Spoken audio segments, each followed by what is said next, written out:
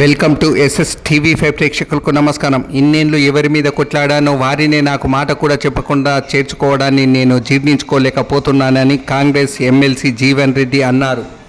నా భవిష్యత్ కాలమే నిర్ణయిస్తుందన్నారు. ఇప్పుడు పార్టీలో జరుగుతున్న పరిణామాలు చూసి కాంగ్రెస్ కార్యకర్తలు మనస్తాపానికి గురై బాధపడుతున్నారన్నారు.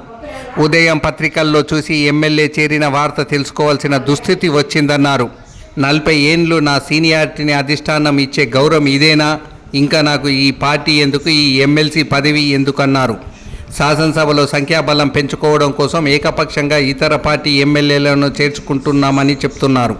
కానీ ఆ చేరిక అనేది ఆ ప్రాంత కార్యకర్తల మనోభావాలు గౌరవించకుండా ఏకపక్ష నిర్ణయాలు తీసుకోవడం సరికాదని కాంగ్రెస్ ఎమ్మెల్సీ జీవన్ రెడ్డి అన్నారు. పార్టీలో జరుగుతున్న పరిణామాలను అందరూ గమనిస్తున్నారు.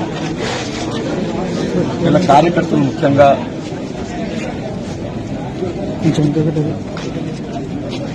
అంటే వాళ్ళు ఏ విధంగా మనస్తాపానికి గురైన వాళ్ళు ఏ విధంగా బాధ వ్యక్తం చేస్తున్నారు.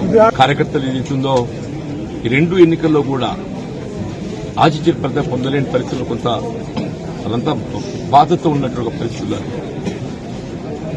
ఇవాళ మరి ఇక్కడ ఇంతకాలం ఏదైతుందో ఎవరితోనైతే పోరాటం చేసినామో మరి ఆ శాసనసభ్యుని ఏదైతుందో ఏకపక్షంగా పార్టీలో చేర్చుకోవడం పట్ల కార్యకర్తలందరూ కూడా వారి యొక్క బాధ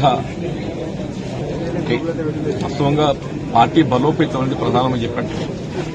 అటువంటి పార్టీ బలోపేతం కొరకు అగ్రమించలు కృషి చేసి 4 దశాబ్దాలుగా ఈ ప్రాంతం పార్టీ పటిష్టానికి పనిచేస్తుంది.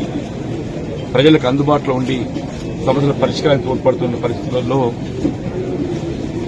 ఇవాళ సరే శాసనసభ్యుల సంఖ్యాబలం అనే భావనే కావచ్చు, ఆలోచన ఏదైనా కానీ ఏదైతుందో ఏకపక్షంగా నిర్ణయం తీసుకోవడంతో కార్యకర్తలు తట్టుకోలేకపోతున్నారు.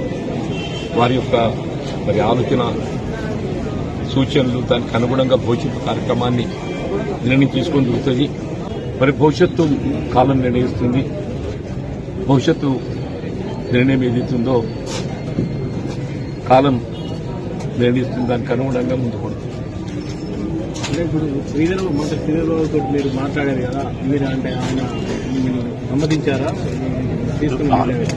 విద్వత్ సంతృప్తి అనేది కాదు, జరిగిన పరిణామాలపై ఏదైతుందో చర్చించడం జరిగింది. జరిగిన పరిణామాలపై చర్చించడం జరిగింది. కానీ శాసనసభ్యులు అనేది సంఖ్యాపరంగా మరి ప్రభుత్వానికి అండగా ఉండాలనే ఒక భావనతోని మరి ఇతర పార్టీలకు చెందినటువంటి ఒక శాసనసభ్యులు పార్టీలు చేసుకోవాలని చెప్పని తలంచవచ్చు.